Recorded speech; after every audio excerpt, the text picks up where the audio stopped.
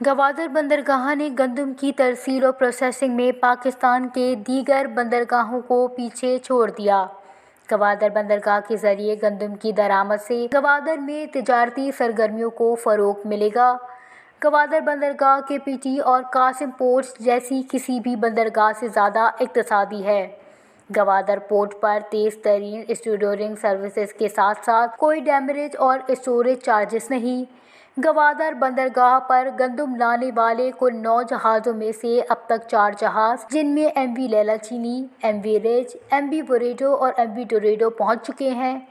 گوادر سی او P S C کے حکام نے کہا کہ بہت سی مشکلات کے باوجود گوادر بندرگاہ گزشتہ 25 دن میں روس سے 2 لاکھ میٹرک ٹن گندم کی درآمد کو تیزی سے نپٹانے کے لیے کوشاں ہے۔ گوادر پورٹ پر لگ بھگ 2,50,000 میٹرک ٹن گندم باقی ہے۔ ان کا کہنا تھا کہ گوادر بندرگاہ پر 2 مارچ سے جب پہلا جہاز لنگر انداز ہوا تو گندم کے اخراج اور ترسیل کے لیے صفر ہینڈلنگ نقصان دیکھا گیا۔ انہوں نے بتایا کہ تمام لوڈنگ، آف لوڈنگ اور ٹرانسپورٹیشن کو درستگی کے ساتھ ہینڈل اور انتظام کیا گیا ہے۔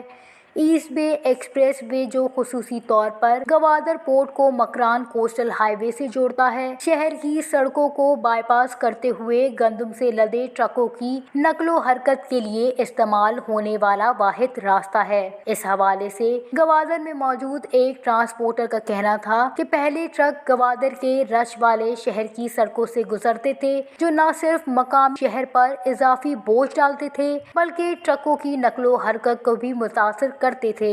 انہوں نے مزید بتایا کہ ایسٹ بے ایکسپریس کے ساتھ گوادر پورٹ کے رابطے نے سرگرمی کو ہموار کر دیا ہے۔ China overseas ports holding company, trading corporation of Pakistan, Pakistan agriculture storage and services corporation limited, Pakistan custom and national logistics cell, Gwadar free zone اور جی آئی ٹی ایل تمام کام کے لیے ہم آہنگی کے ساتھ کام کر رہے ہیں۔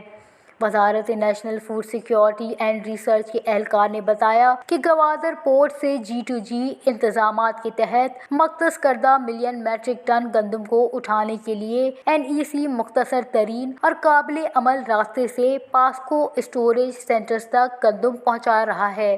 اس سلسلے میں گوادر انٹرنیشنل ٹرمینلز لمیٹڈ کے عہدیدار نے بتایا کہ گوادر پورٹ نے 2 لاکھ میٹرک ٹن کامیابی سے ہینڈل کیا، باقی 2,50,000 میٹرک ٹن گندم کی پروسیسنگ اسی کے مطابق کی جائے گی۔ انہوں نے گوادر بندرگاہ کے ذریعے گندم کی درآمد کو ایک نیا سنگ میل قرار دیتے ہوئے کہا کہ گندم کی درآمد سے گوادر میں تجارتی سرگرمیوں کو فروغ ملے گا۔ انہوں نے مزید کہا کہ یہ روزگار کی صلاحیت کو بھی فروغ دے گا کیونکہ جب ہلچل کی سرگرمیاں شروع ہوتی ہیں تو ہنرمند، نیم ہنرمند اور غیر ہنرمند افرادی قوت کی ضرورت ہوتی ہے تاکہ کام کے پورے پیمانے کو سنبھالا جا سکے۔ وچ نیوز، گوادر۔